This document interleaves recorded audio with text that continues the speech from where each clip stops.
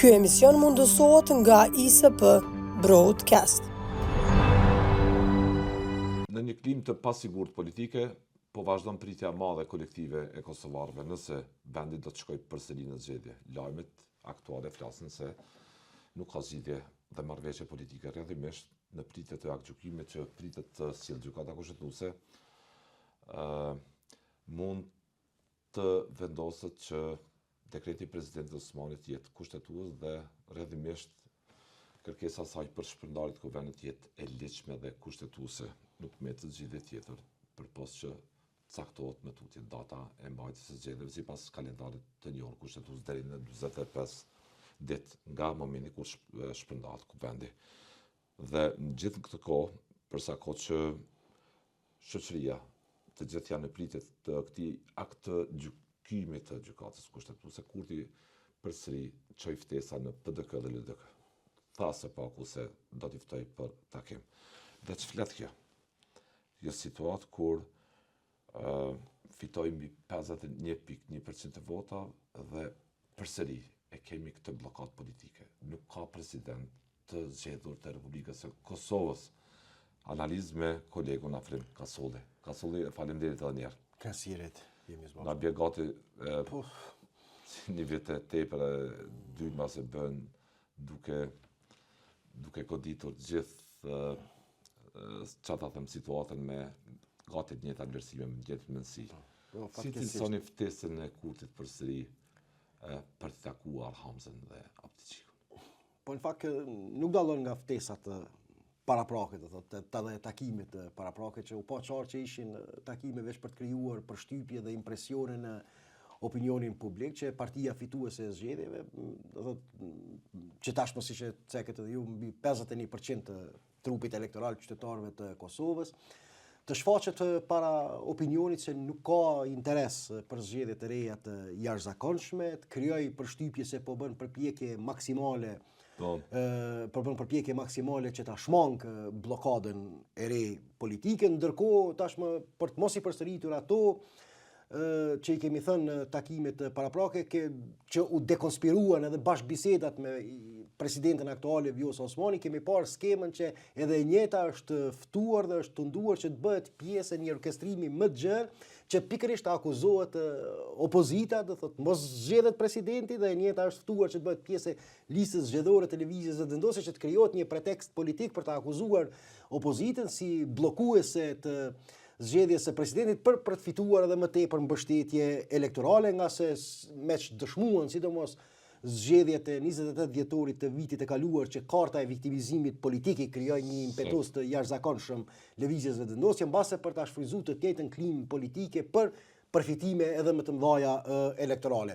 Në këtë harkor, natyrisht lëvizja vendosje ka luajtur me themi kështu me dy karta politike, në njërin anë e pam këtë që e përmendet ftesën e kryeministrit Kurti që unë e quaj formale dhe taktike, do thotë. Së paku nga një prononcim publik që dha. Së paku nga një prononcim sepse ende s'ka ndodhur realisht asgjë konkrete, nuk ka ndodhur ftesat reale, mirë po dhe këto ftesa po ndodhin praktikisht në një kohë kur tema e zgjedhjes së presidentit është e pezulluar konstitucionalisht për shkak të masës së përkohshme të vendosur nga gjykata kushtetuese dhe do thotë është në njërin anë vetëvendosja paragjykon me këtë ftesë sikur gjykata kushtetuese do t'i jap të drejtë këtij subjekti politik, nga se dekreti i presidentit do të shpallet antikushtetues, prandaj ja vlen bisedohet për një kandidat konsensual, por në anën tjetër ke sulme ndaj gjykatës kushtetuese dhe veçanërisht ndaj përfaqësuesve ndërkombëtar që me intervenimet e tyre dhe me takimet në gjykatën kushtetuese po e shkatrojnë kapacitetin vendimarrës të pavarur të këtij institucioni politik. Pra siç po e sheh me dy karta politike po luan, njëri janë të gatshëm për bashkërendime për kompromis politik dhe në anën tjetër që eventualisht nëse dekreti i presidentes konsiderohet konstitucional, kjo të shfryzohet retorika politike që gjykata kushtetuese kishte marrë vendime të njëanshme nga ndikimi i faktorëve ndërkombëtar për ta paralizuar qeverisjen demokratike të lëvizjes vetëvendosje. Do thotë siç po e vren janë dy karta të ndryshme politike që me të dyja të tentohet të mbahet trans opinioni publik që përkundër vullnetit televizjes dhe vendosje për kompromis politik ishin faktor tjerë konspirativ vendore ndërkombëtar që ndikuan dhe pamundsuan vazhdimin e qeverisjes demokratike të lëvizjes vetvendosje. Nga PDK dhe LDK u shprehen se nuk kanë arsye të shkojnë takim para se gjykata ta jap vendimin e saj mbi dekretin e presidentës mbi shpërndarjen e kuvendit. Si do të qoftë, çfarë flet kjo çazi ka solli? Shkuan në takimet e Kurtit më herët. Pa në atë vullnet politik, ato takime nuk konkluduan një marrëveshje politike për presidentin dhe si të nësoni këtë qasi që ka opozita sotme, PDK dhe LDK, përsëri kanë nga dëshmëri të shkojnë të takohen me një figurë politike që fitoj mbi 51%, 51.1% dhe por kanë deklaruar që Kurti nuk kishte vullnet për këtë punë. Si u bë që Kurti tash të ketë vullnet për temën e presidentit? Po luajnë dhe ato me opinionin publik, po bëjnë intriga? Po luajnë, por ndëgjarit, është nëse përcjellim gjeneralizim. Nëse unë mendoj ka solle që jo përdorni retorikën për të bllokuar një progres, të çfarë do llojshëm qoftë ai. Si është e mundur unë të ulem me ju, besoj në vullnetin tuaj për të lëvizur me tutje. Unë jam i bindur që tash jam pyetje logjike, absolutisht legjitime dhe besoj që do duhet të ishin më qarta dhe më koherente këto subjekte opozitare në raport me këto taktika politike, sepse këto prononcime të fundit që janë vetëm pritje të verdiktit të gjykatës kushtetuese, përndryshe nuk është që nuk i përjashtojnë në mënyrë kategorike takimit të tilla, bie në kontradikt me refuzimin e një takimi, me refuzimin për një takim para prag, do thotë kur vetë liderët e subjekteve politike, siç tash pasi u bë e madhe kjo dekonspirimi i bisedave me presidentin, të cilën thanë se më nuk kanë arsye të takohen me kryeministrin Kurti, sepse i njëjti në njërin anë ka shfryzuar këto takime me subjektet opozitare për konsum politik, ndërkohë në prapa skenë, do thotë dhe prapa perdeve ka orkestruar plane se si ato t'ia akuzoj dhe t'ia atakoj si përgjegjëse për bllokadën politike. O këto ndëgjoni tash. Nuk kam të qartë arsyeën pse ekzistojnë. Konceptualisht në politik. Politika është edhe besim ka sollë. Absolutisht, pajtu. Është raport reciprok. Po më gënyet një herë, 2, 3, unë shkundet besimi. Të deklaruara nga vetë ato, sepse nuk janë deklarime që ne i kemi bërë dhe kemi thonë ju uashtroj Kurti. Po them që dialogu politik nuk duhet të ndodhë, nuk duhet të inkurajohet të ndodhë, por jo brenda të njëjtave terma të cilët janë treguar jo efikas. Jo, absolutisht e para sepse janë deklarata pyetje legjitime ka. Absolutisht janë pyetje legjitime sepse është e para janë deklarime të vetë përfaqësuesve të subjekteve opozitor. Nuk është që ne ua kemi mbeshur dhe kemi tentuar që të androjmë mendjen se janë duke u mashtruar nga Kurti, janë deklaruar vetë që më nuk ka arsye për takime të këtilla ndër partijake dhe ndërmjet liderëve politik, sepse tashmë u vërtetu që paraprakisht një skemë e tillë ka qenë në disfavor të krijimit të një konsensusi politik, por vetëm si kartë elektorale politike. Tash ky vullnet i tyre do thotë a është vetëm përpjekje që mbas ato e kanë bindjen që gjykata kushtetuese do të konsideroj si legjitim, si legal verdiktin e presidentës dhe pastaj të arsyetohen para opinionit që kanë pasur një vullnet të tillë politik apo është një strategji e paqartë mbetet në shihet mirë, por normal logjikisht. Cili mesazh po e çojnë duke mbajtur pak në konfuzion platformën e tyre, PDK dhe LDK. Po që ato si të tilla. Se AK ka thënë fare nuk do të takohemi me absolutisht në këtë drejtim, do të kam vretje në taktika tjera, në strategji tjera në raport me Aleancën për Armërinë e Kosovës, por parimisht, do të në këtë betejë politike unë kam anuar më tepër ka koncepti i Aleancës për shkak se si opozit nëse këto mirëfilli kanë pasur qëllim, do thotë që ta adresojnë si duhen këtë krizë e cila ka qenë e ditur pra po them prej 28 dhjetorit, ka qenë e ditur që kriza kryesore politike me cilën do të përballet Kosova është tema e presidentit. Dhe zoti Kurti si fitues i madh zgjedheve shmangi nga agenda dhe e renditi si ndër prioritetet e 4-ta e 5-ta të tij politike, ndërkohë kushdo që i analizon me vëmendje zhvillimet politike ka qenë e ditur që kjo është prioriteti i parë politik, nëse mirëfilli dëshirohet të shmanget kriza politike.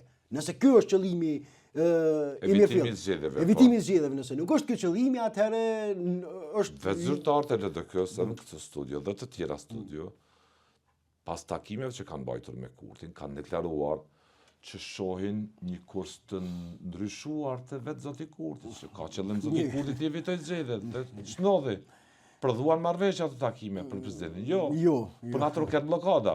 Rrjedhimisht zgjedhjet e reja Kosovës. Për çfarë lloj politik bëri po flasim? I lexojnë veprimet politike apo fare nuk pi lexojnë dhe janë në një konfuzion, në një terr nëse mund ta quaj ashtu. Të qëllimshëm. Po, ndëgjorit ato tash do të përballen me opinionin publik për veprimet e tyre. Ne mund t'i japim vetëm gjykime dhe mund t'i vëmë në pa kundërthënie që i shoqërojnë, kundërthënie që po i vëmë spikam këtu në këtë analizë që i kanë shoqëruar, i kanë thënë vetë, ndërkohë patyshim ato do të ballafaqohen me opinionin publik.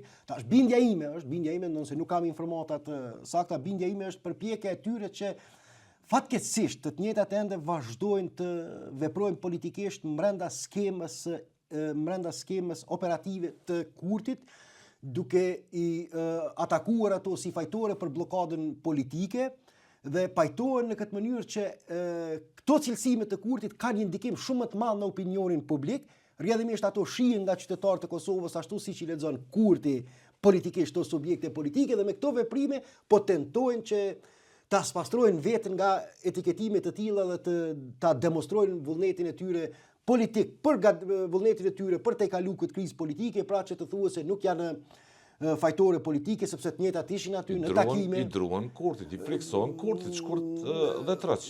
Jo vetëm në këtë rast, por në vazhdimsi do thotë ne kemi parë, ndonse nuk është në mënyrë eksplicite, kur janë adresuar kritika ndaj subjekteve opozitare, pse kanë qenë edhe pasive, do thotë mos të madhe në raport me pushtetin e lëvizjes vendosje për një mandat të plot, paka shumë mes rreshtave ka qenë argumenti i tyre politik se mbase kjo është rruga më e mirë për ta sfiduar Kurtin duke lënë atë vetë që të gaboj politikisht. Në mënyrë që qytetarët e Kosovës ta shohin me sytë e mendjes tyre, do thotë pa aftësinë qeverisë të Albin Kurtit dhe me automatizëm ta ndrojnë realitetin politik. Natyrisht tash ne që kemi një lexim tjetër politik, do thotë sidomos zgjedhjet e 20 Ku ka ndodhur? Si dëgjoj tash, pra po tham, po tentoj t'i vënë spikon. Se një shembull do të merret. Nuk ka shembull. Nëse jo politik sociologjik, kulturor, diçka duhet të... Nuk ka shembull politik që qasja pasive prodhon efekte politike, nuk ka, do thotë, sepse në politikë nëse dikush bën gabime duhet jetësh edhe dikush tjetër për ta rrëzuar dikën, do thotë, dhe jo që me automatizëm rrëzohet dikush nga pushteti, pra thotë, mirë po shihet qartë që ky lloj ankthi dhe kjo lloj traume politike i ka shoqëruar në vazhdimsi, pra po thonë, nuk po java atriboj këtë që ka qenë qëndrimi i tyre i hapur publik, por edhe në këtë studio ju kur keni pas deputet subjekteve opozitare, unë i kam dëgjuar me vëmendje arsyetimet e tyre, mos përmendje emra tash, sepse nuk janë prezent këto, i kam dëgjuar me vëmendje dhe është vretur mes rreshtave ky lloj kalkulimi i tyre që duke mbajtur këtë rol dhe këtë qasje korrekte politike, do të po e quajmë korrekte politike në raport me pushtetin, do të jetë vetë mjaftueshme për diskreditimin e të parit në sy të opinionit publik. Tashmë ky iluzion ka marrë fund me 28 vjetor, do thotë qëndrimi. Një kompromis që bëri Kurti si kryeministër në ndrit të kësaj bllokade të vjetër, po them, bllokade të vjetër se kjo bllokada po vazhdon. Është vetëm epizodi tjetër. Epizodi tjetër i ri, po ta bënte dikush tjetër këtë lëshim ndaj Serbisë, të diferenconte shqiptarët në raport me serbët. Në këtë mënyrë, siç e bëri Kurti, me këtë background të tij politik, të heroizmit nacionalist, po them kështu, si do të përfundonte? Ndëgjori tash ne këtë heshtje kolektive. Ndëgjori tash ne, do thotë nuk mund t'i detyrojmë të flasin me zër. Do të është qasja e tyre. Mirë po ajo besoj ju e keni vretur nga vëzhgimi konstant i proceseve politike, i deklarimit. Provoni gjeni edhe në internet nëse mund të hasni një deklarat, do thotë, dhe në një qëndrim të qartë dhe kristal politik të dy liderëve kryesor të partive politike, të zotit Hamza dhe të zotit Avdi Gjiku, sa i përket kësaj marrëveshje. Mund ta ulëmtoni edhe në internet, ju nuk do të gjeni deklarime të këtilla. Tash ne do të mund të japim vërejtje se kjo qasje pasive nuk është efektive për tu, mirë po nuk kemi as kapacitetet, as vullnet për t'i detyruar të njëjtat që ta qartësojnë pozicionin e tyre politik në raport me këtë temë. Dhe kjo është arsyeja që edhe dje unë kam thënë. Edhe këto që kam thënë që për mua me këtë marrëveshje kompromisi me këtë lëshim 5 që bëri vetë Kurti në raport me Bashkimin Evropian në ligjin për të huaj dhe automjetet. A nisi për ju objektivisht dhe praktikisht zbatimi i zajednicës në Kosovë? Jo vetëm me këto, ka filluar edhe më herët, pra po them me çojjen e sistemit energjetik, me gjitha këto ka filluar. Gjithë këto gradualisht, do thotë, pa u vretur në sytë e opinionit publik, po ndërmiren hapa, tinës hapa pa zhurmë të madhe politike për ta krijuar infrastrukturën. Tash do ta shohim edhe çështja e jashtëquajtur, çështja e integrimit të sistemit arsimor edhe të se si do të përfundoj. Praktikisht ato do të konsiderohen si sisteme private, po që realisht do të jenë të menaxhuar dhe të asociacioni komuna me shumicë. Krijohet infrastruktura që në vend vetëm kurorat i vendoset, por gradualisht do pa u vretur. Nuk kishim ka të lëvizim me tutje. Nuk kishim ka të lëvizim me tutje dhe 12 muaj afat kohë dhe gjithë stafi aty të verifikohet me dokumentacion të struktura ilegale, të cilat mund ta manipulojnë atë dokumentacion. Dhe të cilat janë pranuar, jo vetëm janë pranuar edhe nga Bashkimi Evropian. Po janë pranuar nga bashkimi. Kjo është në rastin konkret për bën kërcënim edhe për sigurinë kombëtare ka solli, sepse mund të marrin dokumentacione, infiltrohen njerëz që përbëjnë kërcënim për sigurinë tonë kombëtare. Ndërkohë mbetet të verifikohen tash. Ndërkohë mbetet të hetohen, sepse tash nuk e pa shumë të qartë. Të verifikohen. Ekziston edhe një shqetësim. Të mbrojt Kosova nga qëllimet e njëra që ka Serbia, jo miqësore. Ekziston edhe një shqetësim tjetër që dje është ngritur, por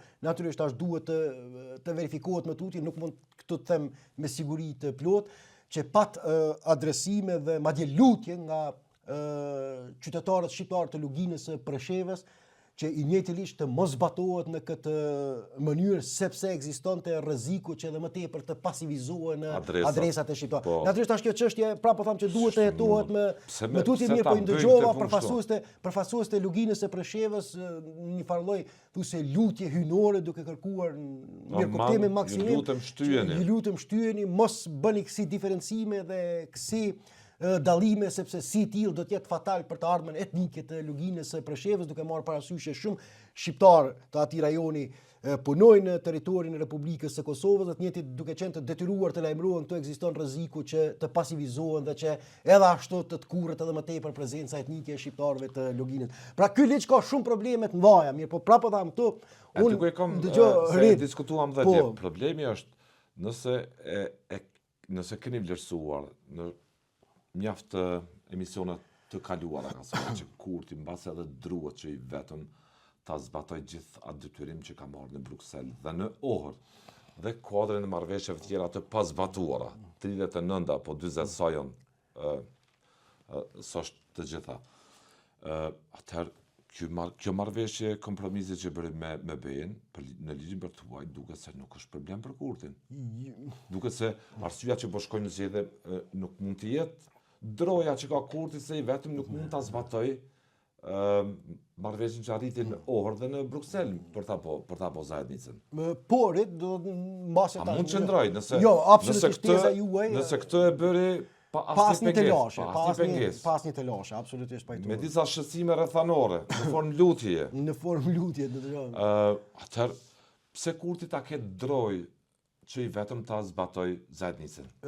Dëgjoj, unë pajtohem plotësisht, do thotë që duke marrë parasysh ideja është të zgjedhet ka solli. Po, të zgjedhet, po. Të zgjedhet. Pse Kosova të shkojnë në zgjedhje, pse Kurti ta që Kosovë në zgjedhje, kur gjithë i vetëm po zbaton detyrimet. Dialogut. Absolutisht, pajtohem, do thotë kjo mbase dëgjoj tash gjitha prapaskena. Qëndron kjo çështje. Jo, është një pyetje plotësisht logjike, mirë, po prapë tham, gjitha prapaskena dhe faktorë që ndikojnë nuk i kemi në tavolinë. Ne kemi parë një arsye për shku në zgjedhje për të mos e nominu presidenten Osmani, e cila tha që kishte siguru votat për shkak të rivalitetit në politikën jashtme. Pikërisht Kurti mbase tash dëshiron ta shfrytëzoj këtë kartë për ta rifuqizuar diplomatikisht veten. Në anën tjetër mund të ketë edhe arsye tjera, mund të ketë edhe në prapaskeni një lloj mirëkuptimi me subjektet opozitare që të njëjtat pasi as nuk janë në gjendje ta mohojnë trashëgimin politike të Kurtit në Bruksel. Por as ta zbatojnë, atëherë do të janë në një pozicion të pashtekdalje në këtë aspekt, do të pasi nuk kanë mundësi as ta zbatojnë dhe as ta mohojnë, të ketë një lloj mirëkuptimi publik që të njëjtat të jenë të heshtura në raport me këto lëshime politike, do gjithçka është e mundur. Këtë studio ka solli me të drejtë, ju edhe të tjerë analistë aktiv, sistematik të gjithë ambientin politik që observojnë gjatë.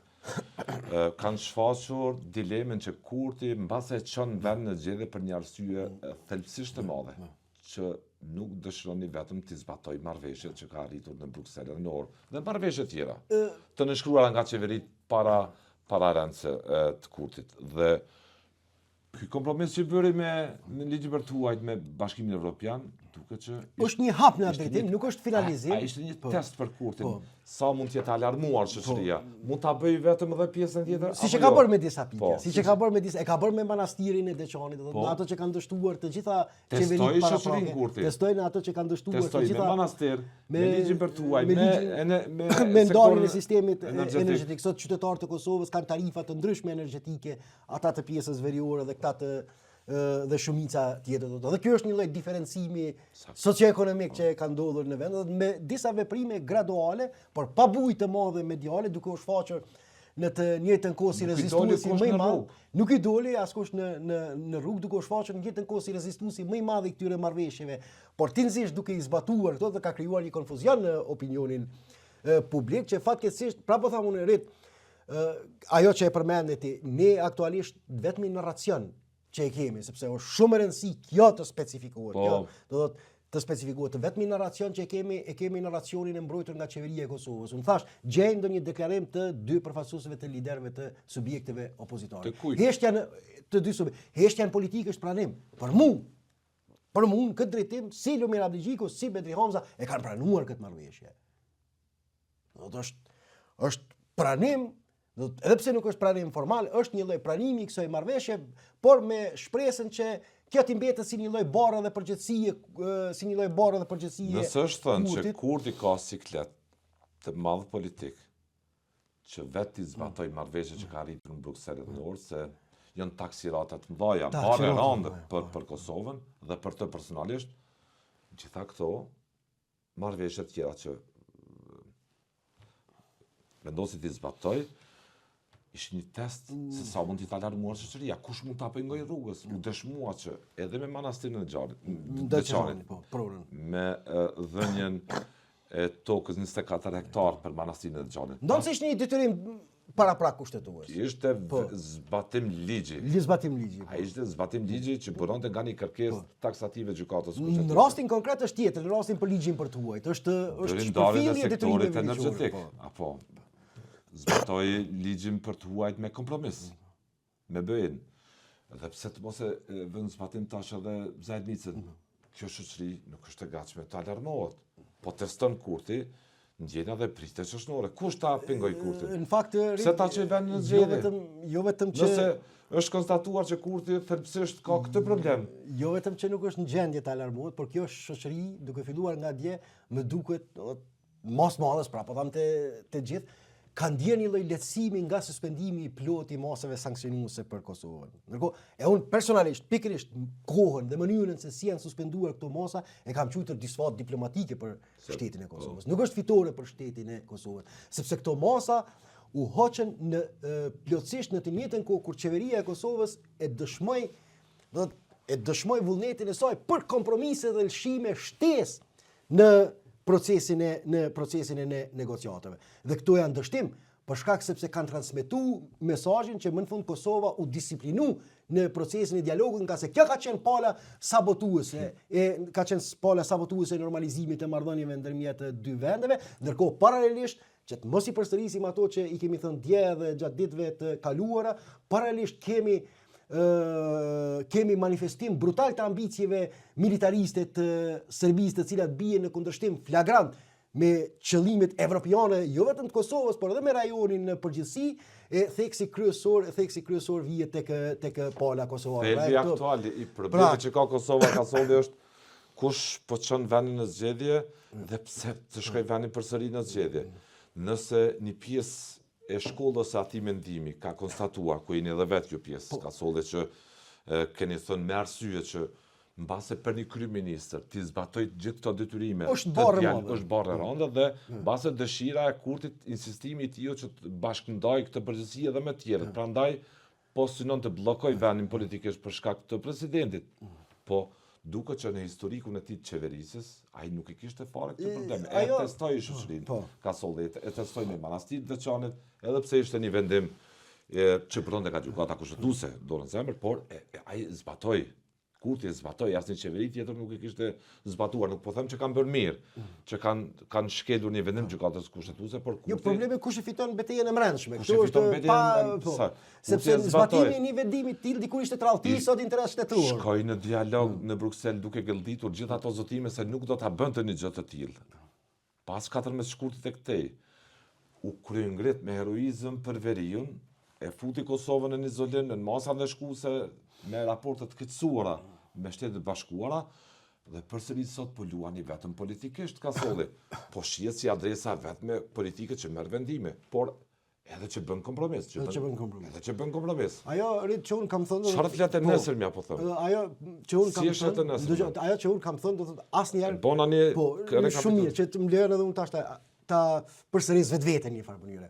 Ajo që un kam thënë vazhdimsi do thotë nëse ka ndonjë arsye mbi hezitimet e Kurtit, nuk është këto hezitime lidhen me dialogun per se. Por me përpjekjen e tij maksimale që gradualisht do ta fitojë narracionin politik dhe publik mbi domosdoshmërinë dhe justifikimin e zbatimit të këtyre detyrime. Kështu kam thënë. Nëse po jena tash. Tash, ajo që unë kam parë sjelljen politike të Kurtit. Si heroizëm. Sjelljen politike të Kurtit, vazhdimsi, kështu kam thënë, jo që i njëjti nuk është i vetëdijshëm. Ma përsërit edhe një atë lutem. Jo që i njëjti nuk është i vetëdijshëm që se çka ka pranuar, jo që i njëjti ka dilema sa i përket zbatimit të këtyre detyrimeve, por e gjithë përpjekja e tij politike do të jetë të inskenoj kriza dhe të krijoj drama në mënyrë që ta shtroj terrenin për ta fituar narracionin e brendshëm, që pikërisht ato që dikur shiheshin si ana e erdhë e keqe e Kosovës, sot të shihen si domosdoshmëri dhe si domosdoshmëri dhe ana e mirë do thotë e shtetit. Pra, kjo pak a shumë si shpëtimi i Kosovës, do thotë kjo, kam thënë, mund të jetë strategjia kryesore e Albin Kurtit, që lidhet edhe me vonesat, që lidhet edhe me vonesat dhe me krizat. Vetë po ndërton skenar të kryengritjes, vetë po ndërton skenar të keqësimit raporte me aleatët, vetë po bën kompromise, askush po mbetet i pasfiduar. Nëse ke pas rast për ta në një arsyetim publik që ka dhënë kryeministri Kurti se pse mos i refuzon disa paraqitje mediale. Atë kujtohet cila ka qenë, sepse po mi nxjerrin deklaratat e kaluara politike. Kjo tregon që gjithë përpjekja e tij është ta krijon një amnezi, një amnezi të Albin Kurtit të dikurshëm për ta justifikuar si të domosdoshëm Albin Kurtin e sotshëm. Pra, këtu në këtë drejtim i shoh këto drama politike dhe këto krizat e brendshme që po i kushtojnë Kosovës pakrahasimisht shumë, sepse po reflektohen me humbje shtetërore duke arritur në ato pozicione. Cila është nesër mja kësaj mendësie politike. Pasoja që po ja sjell objektivisht vendit. Bajti Kosova masa izoluese, embargo pat nga Bashkimi Evropian, mirë që hoqën. Dhe të shihen si shpëtim. Gjithë ju që keni qenë kritik ndaj kësaj vendimare të Kurtit, ndaj këtij kursi që ndoqi Kurti, sot ju shiheni si ardhmiq të Kosovës, Kurti shihet si shpëtim. Kjo është se nuk u sfidua nga alternativa A, nga alternativa B. Kur e kam parë këtë një investim të jashtëzakonshëm të propagandues të pushtetit për ta paraqitur heqjen e masave, si një lloj triumfi të jashtëzakonshëm historik politik, që në esencë këto masa janë mbajtur deri tash mbi Kosovën fatkeqësisht, si lloj presioni, si lloj karte presioni mbi Kosovën nga kalkulimi dhe vlerësimi i Bashkimit Evropian se Kosova është palë pa përgjithshme në procesin e dialogut. Deri më tani ne kemi qenë të vlerësuar dhe të vëzhguar në këtë mënyrë nga bashkia. Ky ka qenë kualifikimi. Ky ka qenë kualifikimi sepse nuk ka pas arsye që Kosova të vendoset në bankën e të akuzuarve për këtë temë dhe në të njëjtën kohë, pra po them, në të njëjtën kohë kur dije se çka ka ndodhur në pjesën veriore me dy sulme tipike brutale paramilitare, mos flasim me sabotime tjera të vazhdueshme diversante. Agresion shteti, absolutisht Serbia ka kaluar pas një pasojë ndërkombëtare. Dhe nëse qeveria e Kosovës në rrethana normale të ekzistonte një mobilizim i madh politik për të kërkuar përgjegjësi për këtë disfat politike dhe diplomatike të shtetit të Kosovës. Vitet e humbura ne kemi ardhur në atë drejtë që t'i gëzohemi këtij gjykimi që më në fund mbase kemi filluar të shihemi. Raportet mirë që kishte Kosova edhe para se të bëhej shtet me Bashkimin Evropian. Kemi filluar tash më të shihemi, kemi filluar që më në fund të shihemi si faktori pranueshëm për komunitetin ndërkombëtar, veçanërisht për Bashkimin Evropian. Dhe kjo ka prodhuar një tjetër rrezik të jashtëzakonshëm ku nga normalizimi i raporteve ndërmjet Kosovës dhe Serbisë,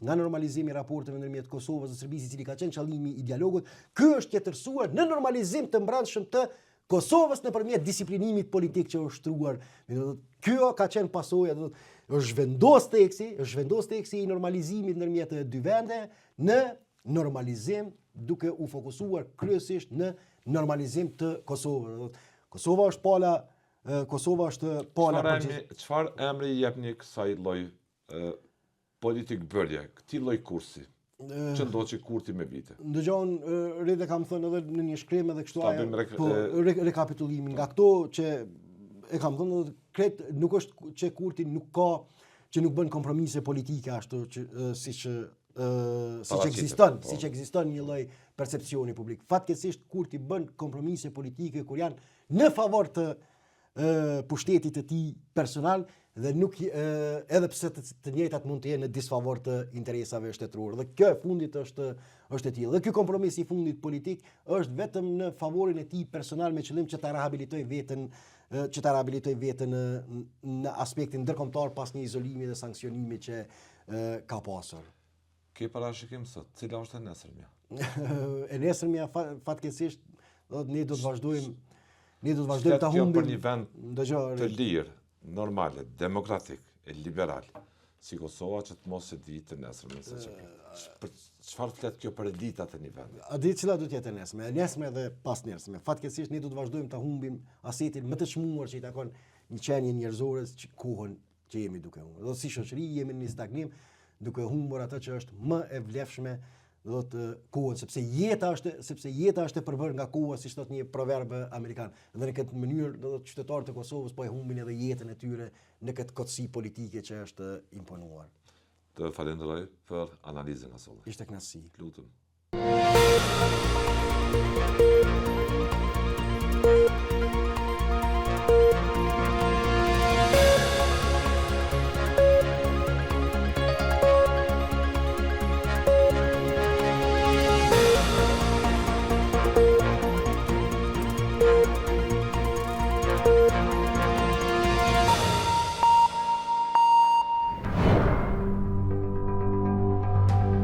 Ky emision mundësohet nga ISP Broadcast.